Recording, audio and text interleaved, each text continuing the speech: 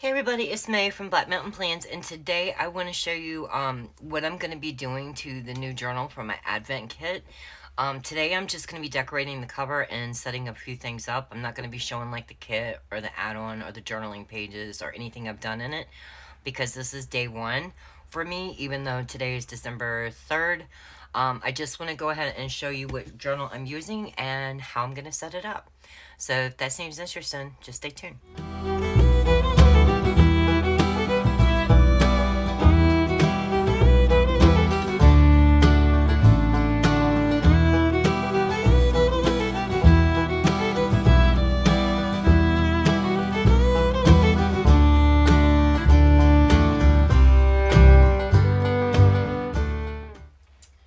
Okay guys, so if I can find this on Amazon, I'll link it down below.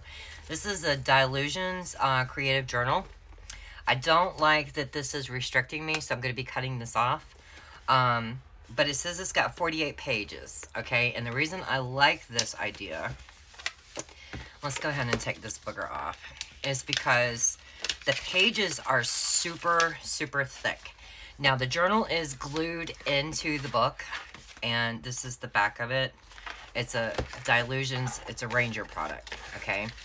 And I've had this for a couple of years, and I just didn't know what to do with it. I found it, I think, on clearance at Hobby Lobby or Michael's.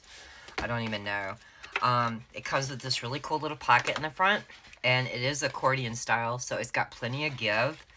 What I did was I took the number of pages divided by 46, even though it says there's 48 pages in here. You see, I don't like that. Not with my hands. That's not going to work for me. So we're going to come up with something different for that. But the very front page is kind of like glued weird to where it would crease it if I tried to fold it back. So I'm going to be ending up just gluing it to that. And the back page is very much the same way too. See, there's like about 1/4 of an inch or 1/8 of an inch gap here where it's glued. So I'm going to be gluing that flat too. So what I did was I took, you know, if you glue those two pages shut to the covers, right, down to the covers, this leaves 46 pages in the middle. Divided by 30 is roughly 1.5 pages. So I would be like, this would be day one, and then right there, and then flip it, that'd be day two, and that could end. The only thing I can think of is, since I like to get very heavy into my notes, is that I probably should put my prayers into this journal. So I've come up with a couple of ideas, and I can already tell you I am not liking this. I'm not liking this at all. I've got my pliers right here. Let me go ahead and see if I can just, with my hands already today, guys. Already. Let's see if I can pull that out. If not, I'll deconstruct it and glue it back in. I'm not even sweating it, because I love that this paper is super thick. It's made by Ranger. It's supposed to take a beating. You can emboss on it, heat emboss. You can texture paste. You can paint, watercolor. It will take a beating. Alcohol staining, it can do a lot, you know. So I really want to do this very mixed media. And yeah, I think I'm going to put my prayer in there. So what I'm going to do is I'm just going to go ahead and let you guys know that I'm cutting this thing off, because this is really jamming me up. And the only way to hold it shut is to go around like that. You got what I'm saying?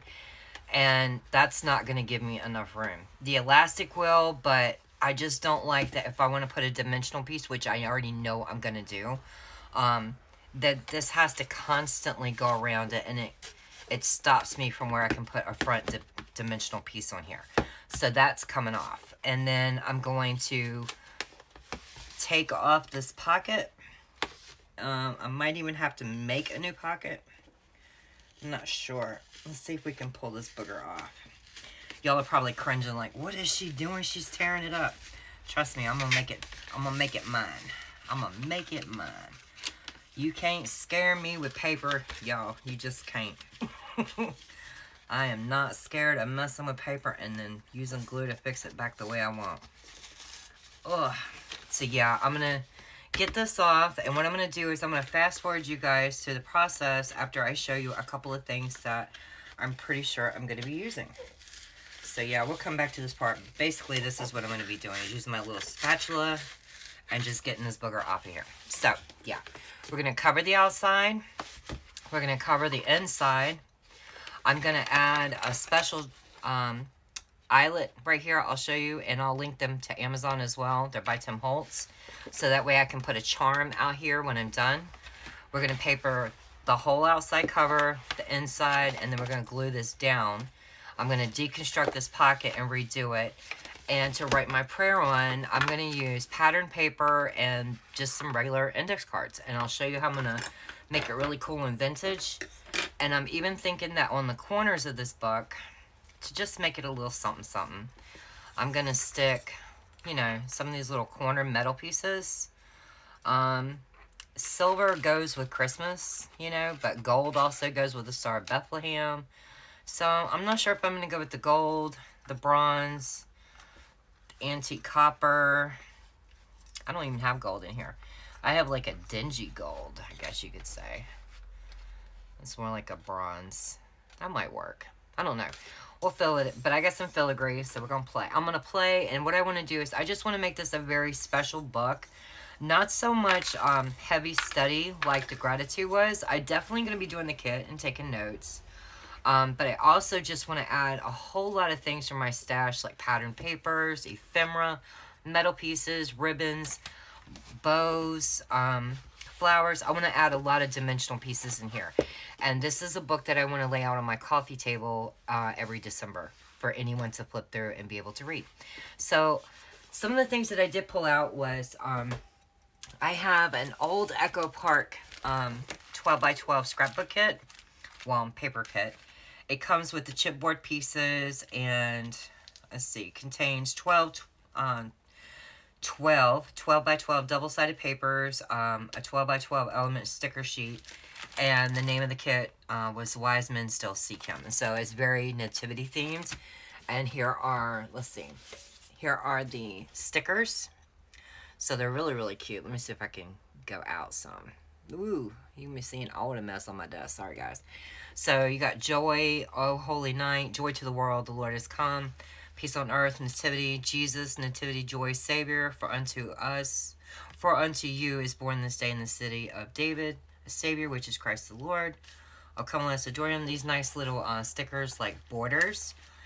They're real pretty black outline nativity scene, kind of like I did in the journaling kit. That's pretty cool. A banner that I could pop up on chipboard, some of the little animals, the wise men. I like this little wooden sign. It says, for unto us a child is born. Yeah, so there's a lot of things I can do with that. And then the pattern papers, let's see. I'll show you side B, right? And then side A is this real pretty print. And it says Peaceful Plaid is the name of this one. This side of this sheet is the nativity scene with the wise men. And then on the back of it is just like this really pretty alcohol wash of a deep burgundy color. Then this sheet is like banner strips. That's really cool. I can use the dickens out of that. And on the back of that is this really cool burgundy and gold stripe. Then these are 4x6 cards on this sheet. Very pretty. Very pretty. And then on the back side of that sheet is just like gold foliage. Then I believe these are going to be 4x4 cards. So that's on this side of it. And then on the back side of that is that burgundy color, which is like a basic print. Looks kind of like holly leaves. With little tiny holly leaves. These are 2x3s. Yeah, 2x3s. So 2x3 cards. And then on the back of that sheet, it's just this really pretty gold, like a plaid color. So, I'm sorry, these are 3x4. So that's pretty cool. I could probably get them onto there. That would be pretty cool. So, like I said, I'm going to be cutting up some pattern papers and sticking them on note cards. I'm probably going to be, since this kit is very neutral, and so are a lot of the colors that I used in the kit other than red, I'll probably be doing red, green, gold, a deep brown, and like staining the edges of these and putting pattern papers on one side and the lines on the other side like inked up. Make it look distressed for me to write my prayer on each day. So I think it's a pretty cool idea. A few of the other things that I have are, I have some papers by Bo Bunny. I'll just do a quick flip. These are probably papers that I'm going to be putting on the 3x4 cards. And then inside the the actual journal, I may actually line a few pages with some of the pattern paper, and then in the center of it put like a white piece of paper with all my notes on it, so this way it's a nice border. Just want to use up some of the things that are in my stash. I might even make some paper flowers out of these papers right here. You just never know. Sorry guys. So what I'm going to do is I'm going to put down my old icky craft mat. And do not laugh. It has seen a lot of love. It really, really has. And I use a fat primary pencil. That is just my thing when I'm crafting. I love my fat primary pencil. Mostly because of the neuropathy in my hands. So the kid size pencil always works for me. I'm going to be using FabriTac because it makes everything feel like cement and makes it really stiff, really thick, and it's not coming up. This stuff is amazing. I love it. Excuse me. I also have some trim, some lace trim in cream different colors. And I'm sure I got this from Hobby Lobby or Michael's. And then, of course, I'm going to be using my paper trimmer by Stampin' Up! And my scoreboard. So, basically what I'm going to do is I'm just going to put on some Christmas music. And I'm going to just start fast-forwarding me just, you know, going after having some fun with my journal. And getting it all pretty and ready for all the notes that we're going to be doing on the Advent study. So, just hang tight.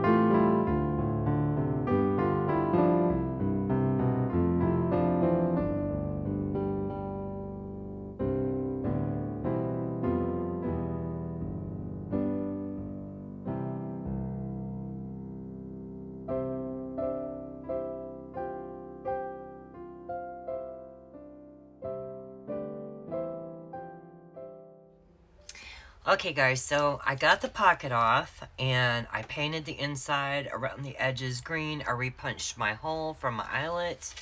I went ahead and glued down my page on the inside and the back cover. And before I glued this down, I painted the outside, you know, edge of this green. I wanted to make it look distressed on the paper, so I like swatched the same green and went around the edges. I don't want it perfect. I want it a little messy. This is where my eyelet is going to go. I'm going to have to train this booger to be nice and flat.